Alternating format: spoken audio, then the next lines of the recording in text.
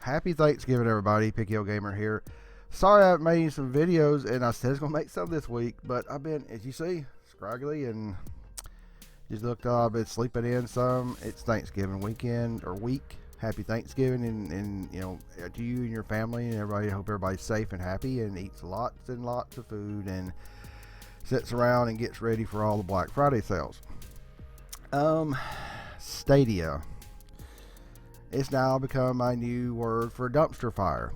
I have been a proponent for the possibility of Stadia in 2020 in its free version, which will give you 1080p, 60 frames per second, and stereo on any device, and it'd be a nice cloud solution, and option for gaming. Well, their launch was crap. They had a piss poor lineup of games. The performance is crap. Then I watched a couple of videos from bigger YouTubers. They were showing how to set it up. If you don't have a Pixel phone on the Android side, you can't activate your fucking service, even though you could go through a Chrome browser on a computer like this. No. I don't know about the iOS side, so I don't know how that happened. Then, what's the other thing? If you're playing with a Stadia controller and a Pixel phone, then you have to have them hardwired together. That's fucking stupid. The build quality of I saw the controller was crap. You can't even disassemble them. That's another thing people have been griping about. The performance is all over the place, hit and miss. Sometimes it runs good, sometimes it runs bad. Even with IGN kind of giving it an okay, they say it's a 6, it's still not ready yet.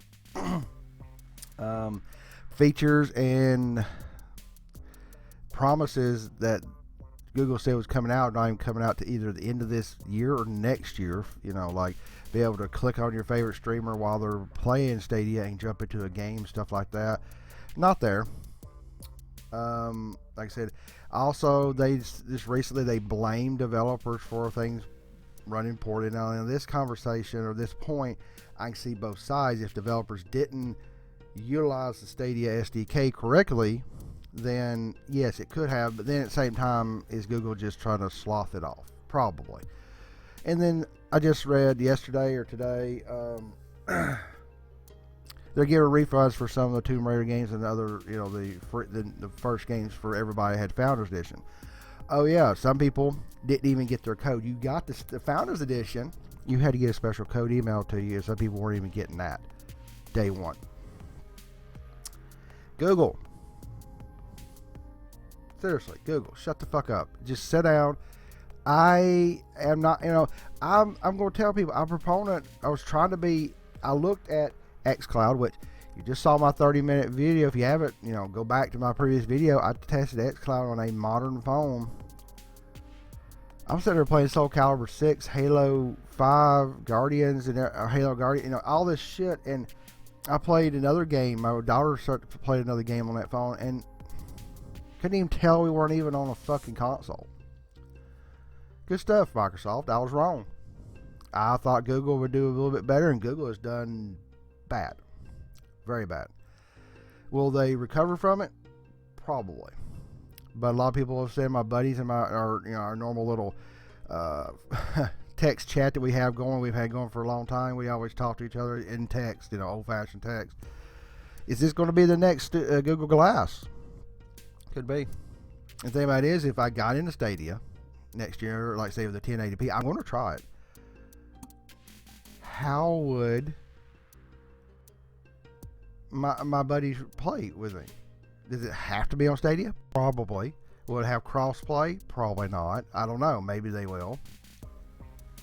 There's just so many what-ifs that Stadia is fucked up that they've almost blackball themselves into the failure of streaming, where PS Now streams well on this computer. Had little problems with the controller not working. It worked. I'm playing God of War and Doom on my computer, PlayStation 3. xCloud and Microsoft on a fucking phone, sitting here just pilling around with it, playing Soul Calibur 6. High demand, latency, low latency games. And I had no problem with it. Same with PS Now. See, like Microsoft xCloud is a little bit better. Well, the first person shooters, I really couldn't tell I was on that phone screen. I might want to see if I can try streaming it to my console. I didn't think about that. I might want to try streaming it to the console and see what happens there. But if there's very little lag, hey, great. But Google is really dug themselves into a hole. I'm still interested in trying it next year, but right now, Microsoft has a really good offering. I mean, I still don't, I'm not going for a PlayStation 5 or an Xbox Scarlet. What if they wrap up, I was talking to my other buddy who does his YouTube channel, Geeks with Cash. Go check out Geeks with Cash. I always like to plug him, give him a subscription.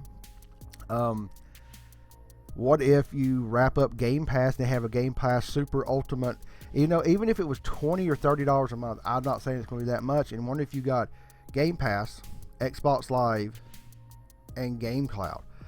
xCloud. What if you just get Xbox Live and get xCloud or something? You still bought them digitally, and you can still play them on an Xbox.